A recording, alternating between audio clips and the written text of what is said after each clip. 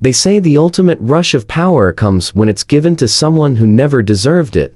That truth hit home the afternoon Karen Whitfield, self-appointed ruler of Willowbrook Estates, attempted to have me taken into custody right on my own property. By then, I was no longer shocked. Not after months of observing her transform from a meddlesome neighbor into an outright menace, fueled by an ego as vast as the Lone Star State. What did surprise me was the sharp sound of gravel under tires. Then the appearance of 2 sheriff's patrol cars easing up my long private driveway, emergency lights pulsing as though they were rushing to a violent emergency. I sat on the porch with my coffee when I spotted her. Karen Whitfield was positioned at the entrance like a field commander directing an assault. Arms folded tightly, lips pressed into a thin line, dark sunglasses perched on her nose despite the overcast sky. She gestured energetically for the deputies to advance, almost vibrating with excitement. The younger deputy, who appeared fresh out of training, walked toward me with his palm resting near his holster. His older partner lingered by the vehicle, wearing the expression of someone who wished he were anywhere else. Karen trailed them with her head tilted so far back, I half expected her to topple backward.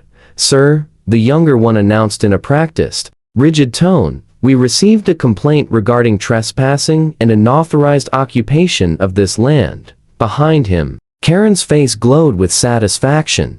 Her features locked in that familiar, self-satisfied gotcha she carried everywhere. I stayed silent for a moment. Then I reached into my hip pocket and drew out a battered leather billfold. I opened it so the badge gleamed in the muted daylight. "United States Marshal, retired," I said evenly. 2 years now. The deputy's eyes widened. His entire stance shifted in an instant, as though a circuit had flipped. Karen's victorious grin disintegrated. Her lips parted in stunned silence while her mind scrambled to process the badge in front of her. "Marshal Williams," the deputy murmured, clearly familiar with the name. "Sir, I'm very sorry. We were informed you were squatting here. Let me explain exactly how the situation developed, how I wound up facing 2 uniformed officers on my own acreage. While the president of the local HOA tried to force me off land I not only own legally, but deliberately chose because it lay completely beyond any homeowners association's control. When I left the Marshal Service, I purchased this 40-acre spread for its solitude, seclusion, and its protected agricultural designation. The zoning had been classified as farmland since 1942, long before Karen's neatly manicured neighborhood was even a blueprint. I envisioned raising horses, enjoying wide open spaces, and savoring true quiet. What arrived instead was Karen Whitfield. Trouble began just 14 days after I settled in. A formal-looking letter appeared in my mailbox, typed on official stationery and decorated with cartoonish clip art of a colonial-style home and white picket fence. "Dear resident," it opened, "your property has been identified as non-compliant with Willowbrook Estates community guidelines. The listed offenses included unapproved fencing material plain, weathered cedar, excessive outbuildings referring to the century-old barn, and most absurdly keeping livestock in a residential zone." I assumed it was a prank, and actually chuckled. That same evening, I read the letter to Karen's front door. She answered, dressed in tailored slacks and a crisp blouse, as though preparing to deliver a keynote address. "Rather than answer a neighbor, Miss Whitfield," I began, keeping my tone courteous, "I believe there's been some confusion. My land is not included in your HOA." She cocked her head as though I had switched to another language. "Every parcel in this vicinity is subject to our oversight," she declared, each syllable dripping with superiority. "We uphold neighborhood standards." I handed her copies of my deed and zoning records. "My title goes back 60 years before your development existed. Agricultural use, grandfathered in. You hold no authority here." She gave the papers the briefest glance. "We'll address that," she replied coldly, then shut the door firmly in my face. From that point forward, any pretense of politeness vanished. During the following weeks, she began surveillance on my ranch as though preparing for a military operation. I spotted her positioned along the fence line, aiming a long telephoto lens at my 2 pickups and tractor. snapping photos like a detective cataloging evidence. The violation notices arrived regularly, mailed as though she were paid by the piece. Improper yard maintenance, excessive number of vehicles, disturbance violations. My rooster, it turned out, crowed at sunrise exactly as nature intended. The morning discovered her actually trespassing on my land, holding a measuring tape near the chicken coop. Was when I understood we had crossed into pure insanity. She stood there stretching the tape taut like an officer marking off a crime scene. You're on private property. I called from the porch. These birds are located too near residential lots, she shot back. County regulations mandate a 500-foot separation. County regulations require 50 feet, I corrected her. I checked. I have over 350. You're jeopardizing community property values, she snapped. You ignored the no trespassing sign. I'm performing legitimate HOA duties on private property beyond your control. Leave immediately, or I'll have you removed. She stormed off, but not before grumbling under her breath about taking the matter to the appropriate authorities.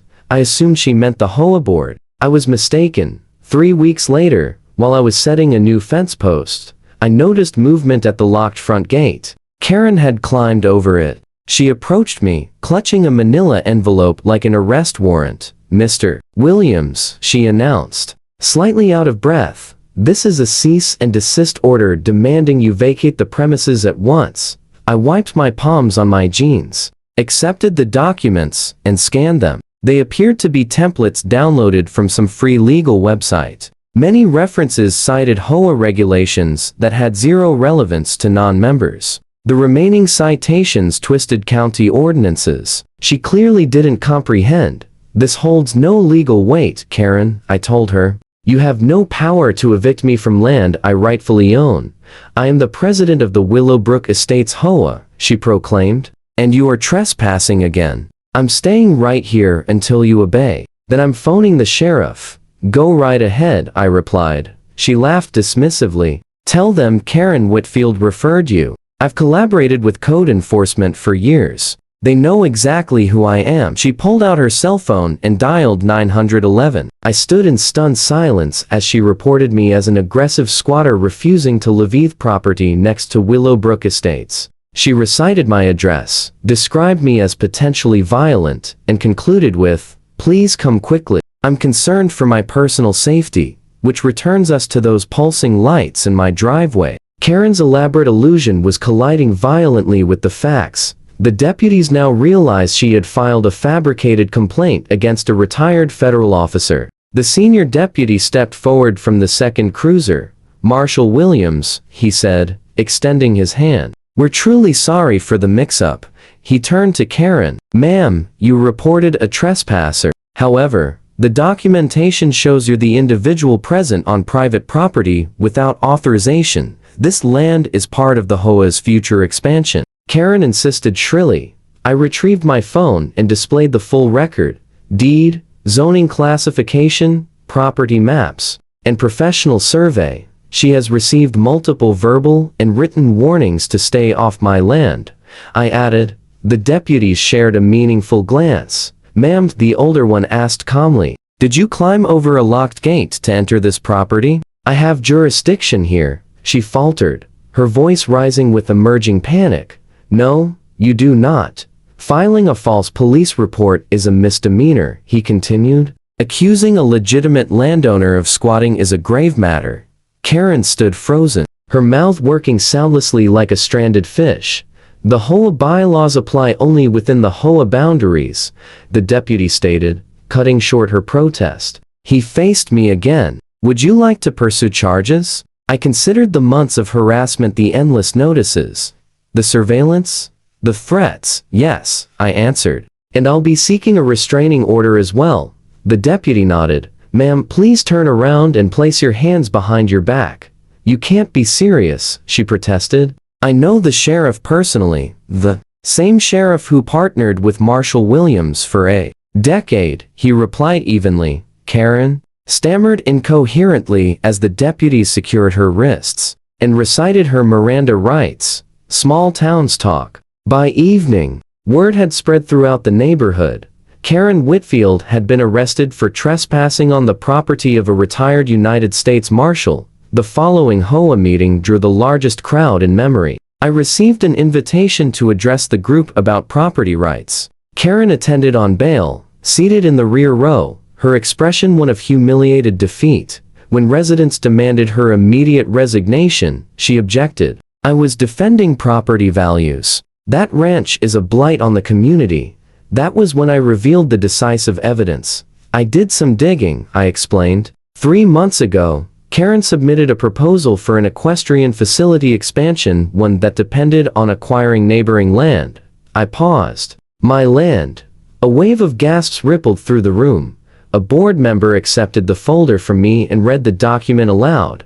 The proposal described a strategic land acquisition plan. Karen, another member said sharply, you attempted to drive out a rightful owner to secure property for an HOA project. It wasn't theft, she cried. It was for the benefit of the community. It was fraud. Someone shouted from the audience.